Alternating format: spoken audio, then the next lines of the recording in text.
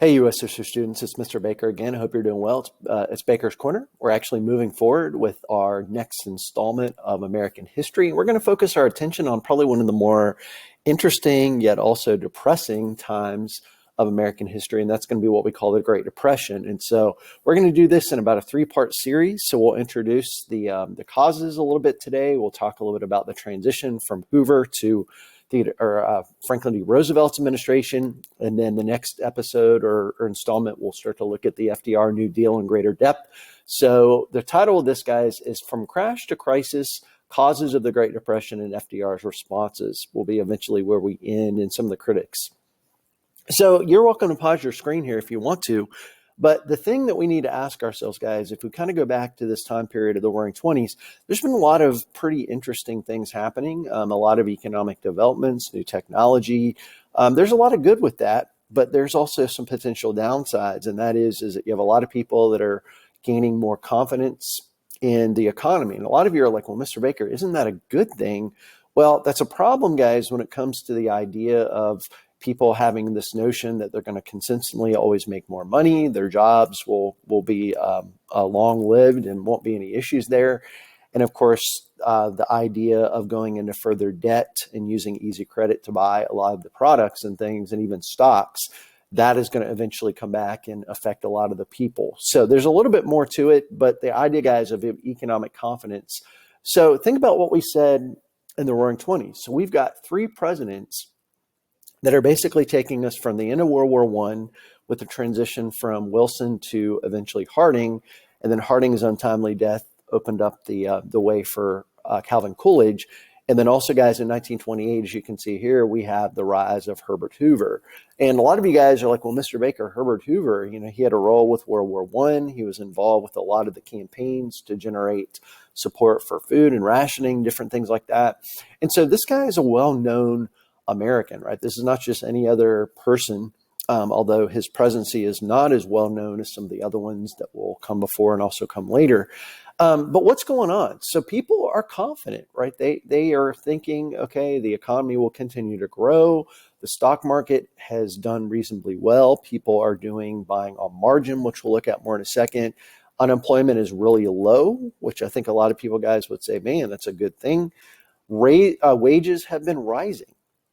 So what does that mean? It means that people are making more money, which kind of gives some people that unsettled sense of confidence that with more money also means that you can go out, buy more things, take out more credit, ergo debt will become a larger fixture of American life. And this is not just unique to the '20s, but certainly post-World War II, you see a very common kind of thing. And then also, guys, better employee benefits, right? So if you remember, like leaders like Henry Ford, right, are going to be very, in some ways, progressive, you could argue, with the way that he goes about promoting a lot of the ideas of paying his workers $5 a day pay, giving them vacations, supporting the idea that they can buy his products through being consumers as well as the workers. Okay, and so where does a lot of the danger signs happen? Okay, well, some of these we already mentioned. So you've got an increase in personal debt. So this is not the exact same thing as like in the 50s and in post-World War II, where people are going to have more access to credit cards. But the concept of easy credit is very similar, right? So you want to buy a washing machine, a dryer, something like that you don't actually have the money to buy right away. What do? You basically take out credit and you pay for it over the period of time. We call that installment plan buying. People are going to do a lot of that with the stock market, as we'll see here in a second. Okay, so personal debt is going to go up. Okay, and so uneven prosperity, that is not a new issue. The rich are getting richer, and the middle class and even the lower class, there's a widening gap between the rich and the poor, right? So this creates a problem for a lot of these people that, again, are making more money in some cases. However, you've still got, guys, if you remember John D. Rockefeller, he lives until 1937. All right, and at the height of the Depression, or actually the start of it, in 1929, he's worth, I think it was in that day's money, over $2 billion.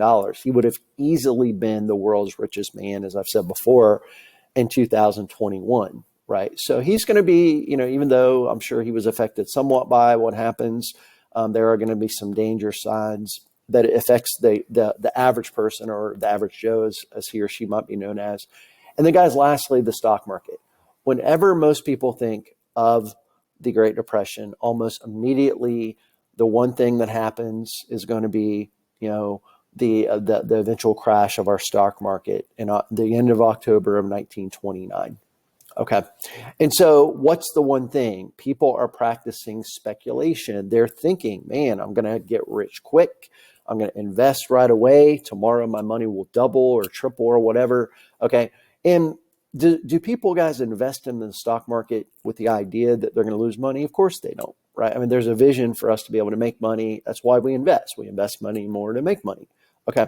However, the realism is that you're going to have probably a roller coaster ride, right? You're going to have a business cycle that happens, right? Which is basically, points of the economy that are basically moving in an upward direction, all right, in growing ways. Okay. We hit what's called the peak, and we eventually hit what is called kind of like moving in the direction of losing ground, and eventually what's the lower point, which is the trough. Okay. Now, all that is a fancy way of saying that our business is going to go in kind of like a roller coaster ride. All right. So what happens? People are confident again that the economy will continue to grow. But these are some danger sides, right? Because what happens when you have a stock market crashes within 6 months to a year? Businesses are laying off workers. They're even closing down. Banks are basically not able to return deposits to the people, guys, that are the members of their banks and credit unions. And the answer is you've got a lot of issues that are not going to be solved within a short amount of time. Okay.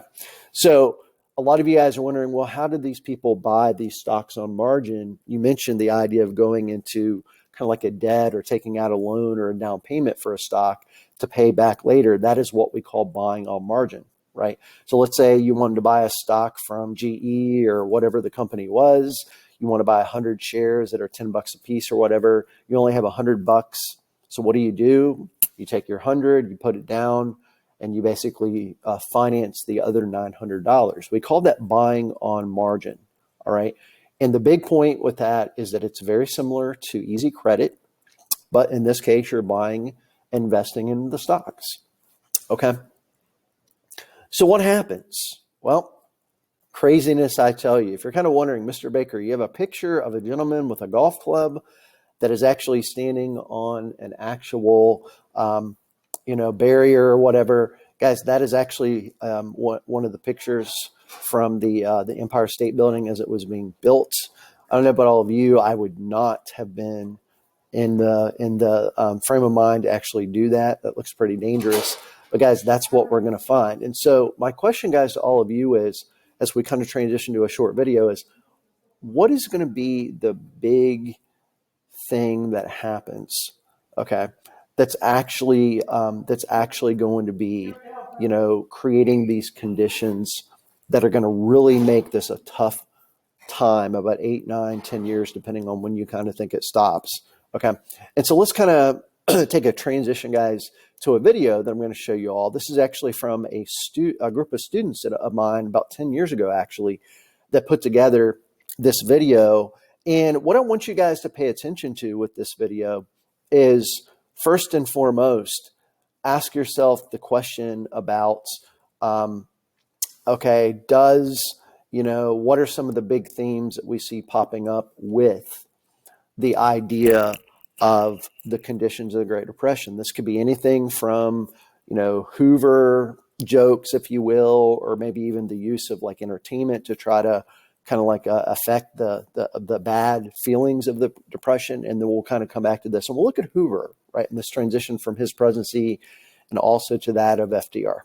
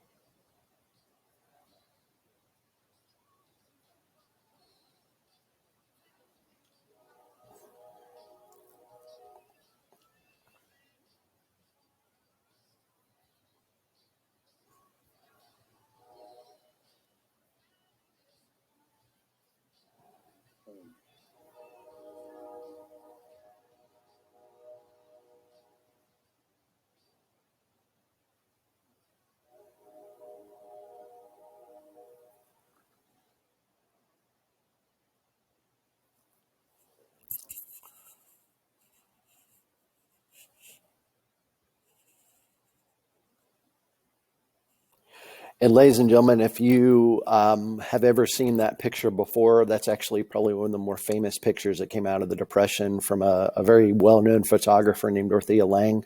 So I have a quick question, guys, as we kind of move into our latter part of this lesson, and that is, what really stood out to you, right, about the conditions of the Depression, right? A lot of things stand out to me from the standpoint of anything from the hobo culture. You saw the Dust Bowl that became very synonymous. Those of you that are familiar with John Steinbeck's Greats of Wrath, the idea of, the Hooverisms, things like that, the Hoover blankets, the newspapers that people would wear or actually put over them if they were basically homeless or whatever. Okay. If you've ever seen like maybe a cartoon or even a show where somebody has inside out pockets, they would actually refer to those as Hoover flags, right? So the question is, guys, that we want to look at for the rest of the period is, okay, why does Hoover receive all this pretty significant criticism? Is all of it warranted? That's for you all to kind of come to a conclusion with. Okay. But the idea, guys, of this Great Depression, it does have what we've talked about this with war, causes that are long-term, and then also, of course, the causes that are more short-term, right? Some people would say, well, the stock market crash is kind of a long-term thing. It's not just happening at once, but of course, the effects of it are going to make it what some people would call a short-term cause. Okay. All right. So what's going on? Hoover, guys, for the most part, is a pretty conservative Republican, does believe strongly, or at least in a lot of principle, with a concept of laissez-faire. And what happens is that, he's only in office, guys, when the stock market crashes in October of 1929. He took office March of that same year. What is that? 7 months and some change. He has not been in office very long. Okay. But the problem is that he does not abandon his more conservative principles entirely. Okay. And this is going to become a problem because as things are worsening and worsening, okay, he's not going to be in favor of the kind of reforms, at least to the extent of Roosevelt, as you'll see with this Roosevelt transition in the early 30s. Okay. So what does he do? He believes in minimal government action. Okay. So my question is, what does that mean? All right. And for me, that means, guys, that we're not saying none. We're just saying that he's not going to believe that government should really take upon extensive roles. Okay. Voluntary action by businesses and citizens. That's pretty much what we call rugged individualism in a sense. Okay. So the idea that you've got businesses that can step up to the plate, that can create soup kitchens and, create like these assistants, nonprofits and things like that. Kind of an interesting example, guys, if you didn't know this, it's probably one of the more well-known big crime bosses of the 20s, Al Capone. Right, Alfonso Capone, as people also call him. A lot of us are like, well, man, he was a gangster, right? He killed people. He was involved in organized crime. Okay, that's all true. But from what I understand, he was one of the first, if not the first person, to actually create an actual soup kitchen in his hometown or his city of Chicago. Okay, so Hoover really believes, and this does not really work out the way that people wanted it to, or Hoover especially, that they're going to be in a better position than they were to really kind of help out. So this voluntary action or voluntary, decision-making, if you will, is not really going to work the way that Hoover thinks. The argument is that you create kind of like smaller scale, maybe a couple of government projects like the eventual Hoover Dam. If you've ever been out to Las Vegas, it's about 35 minutes southwest of, or east of there, excuse me. Okay. But what's the big picture of all these ideas of Hoover? And guys, if you take a look here, this is an important term to get down, the idea of trickle down. And it's an effect. Okay. So Hoover is like, okay, let's help out the businesses first. Let's help out the banks. So in other words, the business sector, and then it's going to make its way to helping the citizen. But the key word here, guys, is what? Eventually. All right. By 1932, when he's up for re-election, and you can probably guess it, he does not win a second term, guys, unemployment rate is about 25% of the American population. Okay. And so what happens? So you've got this standoff in the election of 1932. between Hoover and also, of course, the famous president of America after this for about the next 12 years and some change, and that's going to be Franklin D. Roosevelt. Okay, Roosevelt is going to believe in direct relief. What does that mean? Who are we directly giving relief to? And the answer is the American people. All right, the citizens, not the banks first, although the banks and businesses and organizations like that, guys, will benefit quite a bit from the New Deal. But Roosevelt really believes that, you know what, you got to help the people first, right? So he's going to literally, guys, hit the ground running, as we'll see here in a second, with his New Deal. But he can't do that alone, right? He's got to have Congress to give him support, which in a lot of ways they do, okay? So that's the first thing, is that give more direct assistance to people. Experimenting with roles of government. I have a question for you guys. First of all, what do you mean? What do you think that means? And second of all, how do you think that might lead to some criticisms by people that are not thinking the same way as Roosevelt? Does government need to be experimented with? Okay, so when I think of this, I think of a science experiment, right? Where you're trying to make something work a certain way, and when it doesn't, you go back to the drawing board consistently and you constantly change things. Okay, for some people, not saying this is right or wrong, but the alternative perspective is, okay, experimenting with government, changing it, et cetera, is not, the best thing to do. But he does commit himself quite a bit. So you're going to see a lot of reform in the economy, as far as banks, the stock market, farming. Guys, in the 20s, remember, farmers really did not adjust appropriately to those changes in demand with the idea of war supply food. What happens? Their supply goes up or continues the same. Demand goes down. Obviously, their crops will be worth less, and ergo, they make less money. Okay, so FDR is going to have something to say about that, as we'll see in our next thing. Broadening the roles of government. What does that mean? In other words, government is branching out and doing more to assist with the economy. Okay, there's a case to be made, whether it's right or wrong, y'all can kind of land your plane on. The times of crisis lend themselves to a bit more government broadening of roles, or even the idea of experimentation. Okay. And one historian, David Kennedy, if you've heard of him, he's written extensively on the New Deal, also the World War II, many other topics.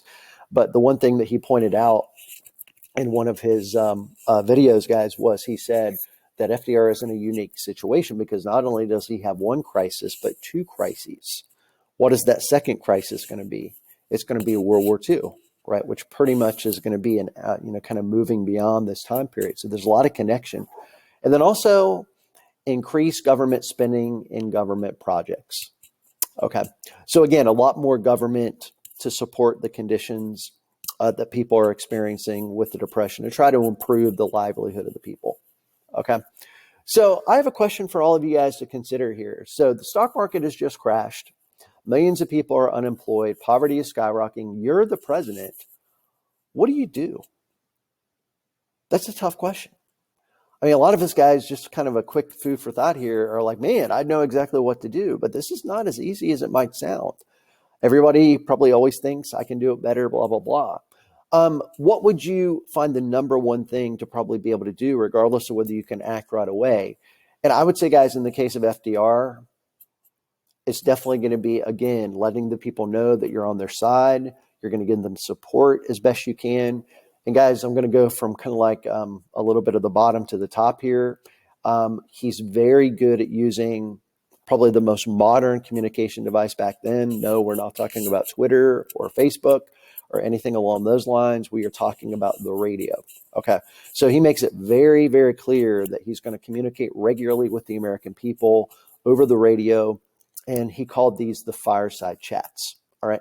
And if you didn't know this, kind of an interesting story, guys, FDR had polio, right? So he wasn't really mobile. He could drive a car, but there were special things that they would put in the car to allow him to kind of do the brakes and the gears by his hands. So his legs were very kind of like, not consistently able to be used the way that we would drive. Why do I bring that up? Well, he actually would literally have these fireside chats. And so he would have, usually in front of a fireplace if it was cold. He would have usually sitting in either a chair or wheelchair. And he had a little dog that was some kind of terrier. And this terrier, guys, was actually kind of a cute little dog. You can research it. And he would usually have the dog kind of like a lap dog. And he would basically have the dog on his lap. He would pet it as he was talking. And essentially, guys, what is the point? The point is that you want the people to know that you're doing everything you can to actually be very active with promoting, your interest in their lives. And a lot of you guys, if you're familiar with the importance of the First Lady, which you probably all are, this is where Eleanor Roosevelt, I think, guys, becomes an extremely essential personality, right? Because where FDR could not go on his own, she did a lot of that, right? So she's kind of like his eyes and ears, right? Going out to the public, in different parts of the country that he could not get to readily and easily. Okay, so she's going to be extremely important, and she does outlive him beyond World War II, right? So she's a really important figure in that time period and a little bit beyond as well. Okay, so what are the fireside chats? It's like his way of kind of being more personal with the American people. Okay, we're not going to look at this in class today, but if you have the moment, if you want to YouTube like FDR fireside chats, there's a lot of them that YouTube has put on their viewing. They're very interesting. Most of them are within about 3 to 4 minutes, maybe 5. But a lot of it, guys, what I got from one of them where he's talking about progress during the Depression is he's giving all these statistics about things improving. And he always almost goes back to one thing, and that is, I am not satisfied. Okay. So I think that goes back to his willingness to experiment. All right, with a lot of these government roles and the broadening of government roles to help the people. Okay, a lot of you guys are thinking, well, we talked about direct relief. We're talking about things that are more in, the hands of the people. All right, we'll look at that more next time with jobs programs. Okay, but a lot of you are like, okay, well, planned deficit spending and also supporting Keynesian economics. These two things are actually connected. Okay, so a lot of you are like, okay, well, what in the world do both of those things mean? And this is where we'll end for next time. Okay, but the idea, guys, of Keynesian economics is a theory that comes from a famous British economist by the name of John Maynard Keynes.